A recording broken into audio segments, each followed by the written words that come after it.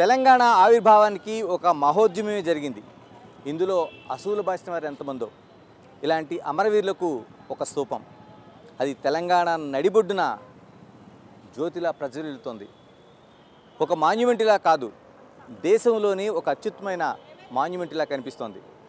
మరి ఇలాంటి అమరవీరుల స్తూపం అమరజ్యోతి నిర్మాణం ఎలా జరిగింది? ఆ రూపశిల్పి రమణారెడ్డి గారు మనతో ఉన్నారు. రమణారెడ్డి గారు నమస్తే. నమస్కారం అండి. మన వెనకే కనిపిస్తోంది మీరు అంటే అమరవీరుల స్తూపం, ఒక అమరవీరుల జ్యోతి కనిపిస్తోంది మనకి. ఎలాగా ఎంతకాలం అయింది ఈ నిర్మాణం మీకు పూర్తిగా అవ్వడానికి? అది 2018లో ప్రారంభించడం జరిగింది. సో అప్పుడు డిజైన్స్ చేయడము, ఆ తర్వాత దానికి DPR detail project report submit చేయడం ప్రభుత్వానికి. సో ఆ తర్వాత దాని కాస్ట్ ఎస్టిమేషన్స్ ఇవన్నీ జరిగినాయి. సో ఆ తర్వాత అది మళ్ళీ 3 సంవత్సరాలు కంప్లీట్గా దీనికోసం పనిచేయాల్సి వచ్చింది. అంటే ఆ డిజైన్ చూస్తేనే మనకి అంటే ఒక యూనిక్గా కనిపిస్తూ ఉంటుంది. అంటే చూడడానికి ఒక జ్యోతిలాగా ఉన్న, ఒక ప్రమిదలోనే ఒక జ్యోతిలాగా మనకు కనిపిస్తుంటుంది, కానీ ఒక యూనిక్ కనిపిస్తుంది. ఎలా డిజైన్ చేశారు దాన్ని అసలు? అంటే ఇప్పుడు ప్రపంచంలో ఏ దేశంలో అయినా, ఏ సంస్కృతిలో అయినా కూడా మనం అమరులని ఒక దీపంతో ఆరాధించుకోవడం, వాళ్ళకి ట్రిబ్యూట్ ఎక్స్ప్రెస్ చేయడం అని జరుగుతుంది, నివాళి అర్పించడం జరుగుతుంది. సో అలాంటిది ఇక్కడ కూడా ఆ మట్టి దీపాన్ని నేను స్ఫూర్తిగా తీసుకొని ఈ డిజైన్ చేయడం జరిగింది. ఇది అంతర్జాతీయ స్థాయిలో ఉండాలనే ఉద్దేశంతో సో దీనికి ఒక ప్రత్యేకమైనటువంటి ఆకారాన్ని రూపుదిద్దడం జరిగింది అన్నట్టు. ఎంత కాస్ట్ అయిందండి అప్పట్లో? దాదాపు ఒక 178 crores. అది అంటే అందులో జిఎస్టీ, ఎల్ఎస్ అమౌంట్స్ అని ఉంటాయి. మొత్తంగా 137 అయినట్టు. ఎంత విస్తీర్ణం అండి మొత్తం టోటల్గా? ఎంత విస్తీర్ణంలో? మొత్తం 3 ఎకరాల 28 గుంటల ప్లేస్ అది. టోటల్గా 2,85,000 SFTలు అందులో ఉన్నాయి. 2 ఫ్లోర్లు పార్కింగ్ ప్లేసు, ఆల్మోస్ట్ 300కు పైగా కార్లు, అందులో ఒక 600 2 వీలర్స్ పట్టే విధంగా పార్కింగ్ అనేది ఉంది. అండ్ ఆ బిల్డింగ్లో కూడా ఒకటే ఫ్లోర్లో మనకి 8,000 చదరపు అడుగుల కన్వెన్షన్ ఉంది. అంటే చాలా ఒక 600-700 మంది కూర్చొని కాన్ఫరెన్స్ చేసుకునే విధంగా అక్కడ చేయడం జరిగింది. అందులో ఒక గ్రౌండ్ ఫ్లోర్లో మనం మ్యూజియం చూడొచ్చు. సో ఆ మ్యూజియంలో మన తెలంగాణ చరిత్రని రిప్రజెంట్ చేసే విధంగా రూపుదిద్దాలనేది ప్లాను. ఆ తర్వాత పైన థర్డ్ అండ్ ఫోర్త్ ఫ్లోర్స్ అది రెస్టారెంట్ ఏరియా. అంటే అది ఓపెన్ స్కై లాగా గ్లాస్ డోమ్ తోటి ఉంటుంది. సో అక్కడ కూర్చున్నట్టయితే మనం ఈ సెక్రటరియట్ బిల్డింగ్ కానీ, ఈ పరిసర ప్రాంతాలన్నీ కూడా మనం చూసే విధంగా అక్కడ తీర్చిదిద్దడం జరిగింది. ఇలా మనకు ఆ మాన్యుమెంట్ చూస్తుంటే ఒక గ్లాస్ అనేది మనకి కనిపిస్తున్నట్టుగా మనకు కనిపిస్తుంది. అంటే ఒక అద్దాన్ని పెట్టినట్టుగా కనిపిస్తుంది. ఏంటండి అది? ఏమైనా ఒక ప్రత్యేక మెటీరియల్ దేంతో చేశారు దాన్ని? ఇది స్టెయిన్లెస్ స్టీల్ 316L గ్రేడ్ అంటారు. సో ఇది ప్రత్యేకమైనటువంటి స్టీలు. ఇది 1000 years అయినప్పటికీ కూడా రస్ట్ పట్టకుండా ఉండే విధంగా, ఎందుకంటే ఇప్పుడు ట్యాంక్ బండ్ అనేది చాలా పొల్యూటెడ్ వాటర్ ఉంటుంది. సో అక్కడ నుంచి స్టీమ్ డంపింగ్ అనేది కూడా ఉంటుంది కాబట్టి సో ఏదైతే మెటీరియల్ గాలిలో ఉన్నటువంటి కెమికల్స్ అనేది భవిష్యత్తులో దాన్ని డిస్టర్బ్ చేయకుండా సో కంప్లీట్గా దాన్ని స్టెయిన్లెస్ స్టీల్ 316L గ్రేడ్ తోటి చేయడం జరిగింది. అంటే మరోవైపు అమరజ్యోతి కనిపిస్తుంది, ఒక జ్యోతి. దాన్ని ఏం ప్రత్యేక మెటీరియలా? ఎందుకంటే ఒక గోల్డ్ లాగా మనకి మెరుస్తూ ఉంది. నైట్ కూడా దాని రిఫ్లెక్షన్ అది వేరే రూపంలో ఉంది మనకి. అంటే అది కార్బన్ స్టీల్ అంటారు. ఆ స్టీల్ అనేది మనకు పెయింట్ చేయడానికి వీలుగా ఒక ప్రత్యేకమైనటువంటి కార్బన్ స్టీల్ని అక్కడ ఏర్పాటు చేయడం జరిగింది. ఎంతకాలం అంటే లైఫ్ ఎంతకాలం అనేది మీరు డిజైన్ చేసుకునేటప్పుడు అనుకున్నారు దాన్ని? అంటే ఇది లాంగ్విటీ, ఇది ఒక అమరవీరుల స్మారకము. సో ఇది మన తెలంగాణ చరిత్రని చిరకాలం భావి తరాలకి, భవిష్యత్ తరాలకి చూపించే విధంగా, మెమరబుల్గా ఉండే విధంగా ఇది రూపొందించడం జరిగింది. సో ఇక్కడ వాడినటువంటి మెటీరియల్లు మనము దాన్ని మెయింటైన్ చేస్తే 1000 ఏళ్ళైనా ఉంటుంది. ఇక్కడ ఒక సిమెంట్ మాత్రమే లైఫ్ తక్కువ ఉన్నటువంటిది, ఒక 75 to 100 years ఉండేటువంటి సిమెంట్. సో దాన్ని మనం మళ్ళీ మారుస్తూ పోయినట్టయితే 1000 years అయినా ప్రాబ్లం లేదు. అంటే మిగతా మెటీరియల్స్ అన్నీ అంటే ఇతర దేశాల నుంచి తీసుకొచ్చారు. టోటల్ ఆ బిల్డింగ్ స్ట్రక్చర్ అంతా ఐరన్ ఎంఎస్ అంటారు. సో మైల్డ్ స్టీల్ తోటి చేసినటువంటి స్ట్రక్చర్ అది. అంటే ఎంతమంది, అంటే చూడడానికి ఒక పెద్ద స్ట్రక్చర్ లాగా కనిపిస్తుంది. మీరు చెప్తుంది ఇన్ని ఫ్లోర్స్ ఉన్నాయి, పైన అండర్ గ్రౌండ్ ఉంది, దానికి ఎంతమందిని ఉపయోగించుంటారండి? అక్కడంతా రాక్ ఏరియా. సో అక్కడ కన్స్ట్రక్షన్ నుంచి మొదలుకుంటే దాదాపు ఒక 5,000 మంది లేబర్ వరకు కూడా పనిచేయడం జరిగింది.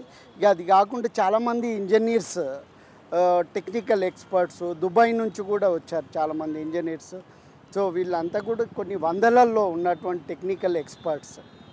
అంటే ఇది ఒక్క ఆర్కిటెక్చరే కాదు, అది ఇంజనీరింగు, సైన్స్, సో ఎన్నో, ఎందుకంటే వైబ్రేషన్స్ ఉంటాయి మెటల్ కాబట్టి. సో దాని వెరైటీ ఆఫ్ టెక్నికల్ ఇష్యూస్ ఉంటాయి. సో అవన్నీ అడ్రస్ టెలికమ్యూనికేషన్స్ కావచ్చు. సో మనం ఈ బిల్డింగ్ కూడా భవిష్యత్ తరాలకి ఎప్పటికీ ఉండే విధంగా రూపొందించిన కాబట్టి, సో రాబోయే మార్పుల్ని అనుగుణంగా కూడా దాన్ని మార్చుకునే విధంగా కూడా ఆ టెక్నాలజీని అందులో కన్వీనియన్స్ని ఏర్పాటు చేయడం జరిగింది. రమణారెడ్డి గారు, దీనికి మొత్తం టోటల్గా మీరు ఒక రూపశిల్పిగా ఉన్నారు. ఎప్పుడు కూడా ఒక డిజైన్ కన్విన్స్ చేయాలంటే ఒక దాంతో అయిపోదు. ఎన్ని డిజైన్స్ వేసి ఉంటారు మీరు? దాని వెనక ఎలాంటి శ్రమ ఉంది? అంటే నేను దాదాపు 4 డిజైన్లు చేయడం జరిగింది. సో ఆ 4 డిజైన్లు కూడా అప్పుడు ప్రభుత్వానికి ఇవ్వడం జరిగింది. సో అందులో ఈ మొదట్లో స్టార్ షేప్లో ఉన్నటువంటి బిల్డింగ్కి అప్రూవల్ అవ్వడం జరిగింది. కానీ ఆ తర్వాత మళ్ళీ ఇతర కారణాల మూలంగా అది ఆ దీపాకృతిలో ఉన్నటువంటి దీనికి అప్రూవల్ చేశారు. సో దాదాపు 4 డిజైన్లకు పైగా అక్కడ ప్రజెంట్ చేయడం జరిగింది. అంటే ఇప్పుడు మనం చూడడానికి ఒక దీపము, ఒక దానికి కింద నుండి ఒక ప్రమిద ఇలా కనిపిస్తోంది. టోటల్గా ఎంత హైట్ అండి? అంటే ఈ బిల్డింగ్ ఎంత హైట్ ఉంది, మనకు ఆ దీపం ఎంత హైట్ ఉంది ప్రమిదల? అంటే మొత్తం ఇప్పుడు ఇది 145 ఫీట్, అంటే ఆల్మోస్ట్ 14 ఫ్లోర్లకి పైన ఉండేంతటి హైట్ ఉంది ఇది. సో టోటల్గా అది విడ్త్ వచ్చి 50 మీటర్స్, డెప్త్ వచ్చి ఒక 40 మీటర్స్ వరకు కూడా డెప్త్ ఉంది. సో ఆ టోటల్ లోపల 85,000 ఎస్ఎఫ్టీ టోటల్ వాల్యూమ్ ఉంటుంది, స్పేస్ ఉంటుంది. ఇది వరల్డ్లో ఒక unique and largest seamless stainless steel building. ఇలా అంటే టోటల్గా లోపల ఏమేమి పెట్టాలనుకున్నారు? అంటే మ్యూజియం లాంటిది ఏమైనా ఏర్పాటు పూర్తయిందా, ఇంకా అవ్వాల్సిన అవసరం ఉందా? లేదు, అన్నీ పూర్తయినాయి. కానీ లోపల ఇప్పుడు ప్రభుత్వం నిర్ణయించుకోవాల్సింది ఉంది. ఆ లోపల ఏం డిస్ప్లే చేయాలి, సో ఏ సబ్జెక్ట్లో ఏ రకంగా చేయాలి. ఇప్పుడు అది ఇనాగ్రేషన్ అయినా త్వరలోనే ఎలక్షన్ రావడం ఇవన్నీ జరిగినాయి. ఇంకా మళ్ళీ ఎలక్షన్ తర్వాత ఎలక్షన్లు. సో దీంతో ఇంకా పూర్తిగా దాని మీద ఫోకస్ పెట్టే టైం లేదు. కానీ ఇక త్వరలో పెడతారని భావిస్తున్నాను. అంటే కొత్త ప్రభుత్వం వచ్చింది, కాంగ్రెస్ ప్రభుత్వం వచ్చింది, ముఖ్యమంత్రి రేవంత్ రెడ్డి సీఎంగా కొనసాగుతున్నారు ఆయన. అంటే ఇప్పుడు దాన్ని ఇంకేమైనా మార్పులు చేయాల్సిన అవసరం ఉందా, రెడీమేడ్గా ప్రారంభించుకోవడానికి అవకాశం ఉందా? రేవంత్ రెడ్డి గారు స్వయాన కళాకారుడు. సో ఆయనకి చాలా విజన్స్ ఉన్నాయి. ఆయన డిఫరెంట్ ఫీల్డ్లలో చాలా ఎక్స్పీరియన్స్ ఉన్నటువంటి మంచి మేధావి.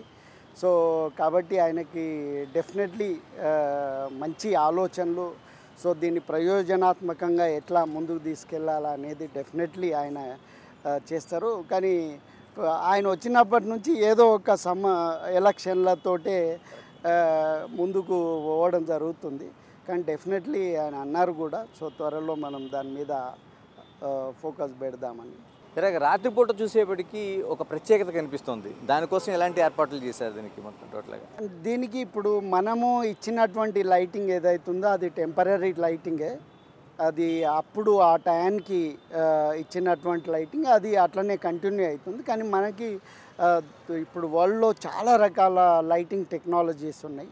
సో మనం డిఫరెంట్ టెక్నాలజీస్ తోటి దాని లైటింగ్ అనేది ఏర్పాటు చేసుకోవచ్చు. అది పూర్తిగా దాని మీద ఒక శ్రద్ధ వహించినప్పుడు, అంటే దాని మీద ఫోకస్ పెట్టినప్పుడు మనకు డిఫరెంట్ ఆప్షన్స్, దాని అంటే వయబిలిటీస్, దానికి మనం ఎఫర్ట్ చేయగలుగుతామా లేదా, సో ఇవన్నీ కోణాలలో దాన్ని లైటింగ్ అనేది డిపెండ్ అయి ఉంటుంది. ఓకే, అంటే దాన్ని భవిష్యత్తులో మార్చుకోవడం కానీ మిగతా డెవలప్ చేసుకోవడం కానీ అవకాశం ఉంది? బ్రహ్మాండంగా. సో మనం ఎంతటి టెక్నాలజీ వాడాలనుకున్నా వాడచ్చు. మనకి టూ మెనీ టెక్నాలజీస్ ఉన్నాయి. ఇప్పుడు మన అందులో ముఖ్యంగా హైదరాబాద్ కూడా ఎంతో అద్భుతంగా ఐటీ ఇండస్ట్రీ టెక్నాలజికల్ గ్రోత్ అనేది ఉంది కాబట్టి ఇలాంటి ఒక యూనిక్ స్ట్రక్చర్ని మనము ఎంత టెక్నాలజికల్గా ప్రజెంట్ చేస్తే మన హైదరాబాద్కి అంత ప్రైడ్గా ఉంటుంది. అంటే ఇక్కడ ఉండే స్కోప్ అలాంటిది. అంటే ఆ లైటినింగ్ ఉంది కదా, అందులో కూడా ఏదైనా అంటే వెళ్ళి మనం వెళ్ళడానికి అవకాశం ఉందా, లేకపోతే కింది వరకు బిల్డింగు? అంటే ఇది మనము ఒక స్ట్రక్చర్ చేసే ముందు ఈ ప్రాంతం యొక్క చరిత్రని మనం చూడాల్సి వస్తుంది. సో ముఖ్యంగా అక్కడ ఉన్నటువంటి ల్యాండ్ ఏదైతుందో అది చెరువుకి పక్కగా ఉంది కాబట్టి పూర్వకాలంలో పెద్ద బాయిలు ఉండొచ్చు, పెద్ద లొందలు ఉండొచ్చు. సో ఇవన్నీ కూడా మనం సాయిల్ టెస్ట్ ద్వారా చూడాలి. మళ్ళీ అది చాలా వెయిట్ ఉంటుంది. సో అదేమైతే కుంగిపోవడం జరుగుతుంది. సో అలాంటి ఇబ్బందులు లేకుండా ముందే ప్రాపర్గా సాయిల్ టెస్ట్ చేయడం జరుగుతుంది. సో అట్లనే విండ్ ప్రెజర్స్ కూడా మనం క్యాలిక్యులేట్ చేయాలి. సో గత చరిత్రలో 110 కిలోమీటర్ స్పీడ్ విండ్ ప్రెజర్ కూడా ఇక్కడ సంభవించిన ప్రూఫ్స్ ఉన్నాయి. సో కాబట్టి ఇది మనము భవిష్యత్తులో కూడా ఇంకా 10-20 కిలోమీటర్లు ఎక్స్ట్రా అసెస్ చేసుకొని దాని ప్రకారం డిజైన్ చేయాలి.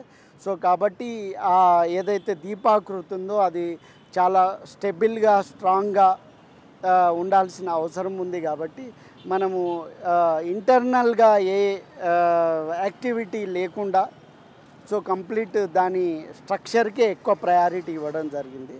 సో కాబట్టి ఇంటర్నల్ లైటింగ్ కానీ ఇంటర్నల్ యాక్సెస్ కానీ ఉండదు. ఇలా చాలా వరకు మనం చూస్తుంటాం, ఇలాంటి నిర్మాణాలు జరిగిన తర్వాత మెయింటెనెన్స్ అనేది చాలా లోపంగా అనిపిస్తుంటుంది. అంటే కొన్ని సంవత్సరాలు కాదు, కొన్ని తక్కువ సంవత్సరాలనే అవి మనకి రస్ట్ పట్టడం కానీ లేకపోతే పాతబడిపోయినట్టు కానీ కనిపిస్తూ ఉంటుంది. ఇందులో ఎలాంటి జాగ్రత్తలు తీసుకున్నారు? ఇది కంప్లీట్గా అంటే ఇప్పుడు మెయిన్లీ మన దగ్గర ఉన్నటువంటి ఇప్పుడు టెక్నాలజీ అనేది చాలా పెరిగిపోయింది. ఇప్పుడు మనకి anti rust proof material, anti rust coatings, చాలా వెరైటీ ఆఫ్ ఆప్షన్స్ ఉన్నాయి. మనం దాని మీద కంటిన్యూస్ ప్రికాషన్స్ తీసుకొని రెగ్యులర్ మెయింటెనెన్స్ ఉంటే పైన కనబడ్డటువంటి స్టీల్ ఏదైతుందో అది స్వీడన్లో తయారైనటువంటి ఒక ప్రత్యేకమైనటువంటి స్టీలు. మనం కెమికల్ పోసినా కానీ అది ఏ రకమైన రియాక్షన్ ఉండదు. అంతటి స్ట్రెంగ్త్ ఉన్నటువంటి స్టీల్ కాబట్టి అది ఎప్పటికీ చెదరకుండా ఉంటుంది. అది ఓన్లీ మనం రెగ్యులర్ రస్ట్ అనేది మనం ప్రూఫ్ చేసుకోవాలా. సో రెగ్యులర్గా దాన్ని చెకప్ చేసుకోవడం, క్లీనింగ్ అనేది వెరీ కామన్ థింగ్.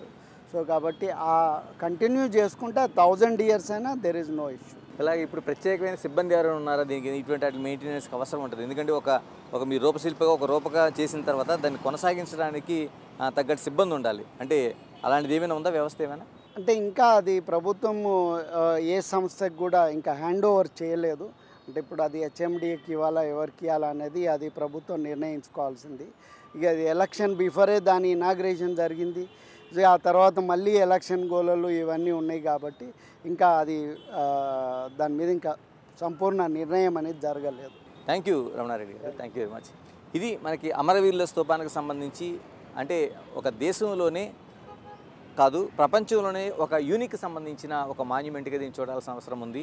ఎందుకంటే అనేక మంది త్యాగాలకి ఒక రూపంగా మనకి ఈ మాన్యుమెంట్ కనిపిస్తుంది. కాబట్టి ఇది 1000 ఏళ్ళైనా చెక్కు చెదరని ఒక స్ట్రక్చర్గా దీనికి రూపశిల్పి మనకు స్పష్టం చేస్తున్నారు. ఏదేమైనా చార్మినారు, మరోవైపు గోల్కొండ, ఇలాగ అనేక రూపాలతో పాటు హైదరాబాద్ నగరానికి, తెలంగాణ రాష్ట్రానికి కూడా ఈ అమరవీరుల ఈ స్తూపం అమరజ్యోతి చిరస్థాయిగా నిలిచిపోతుంది.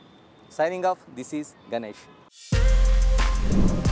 For more videos like this, subscribe Big TV channel.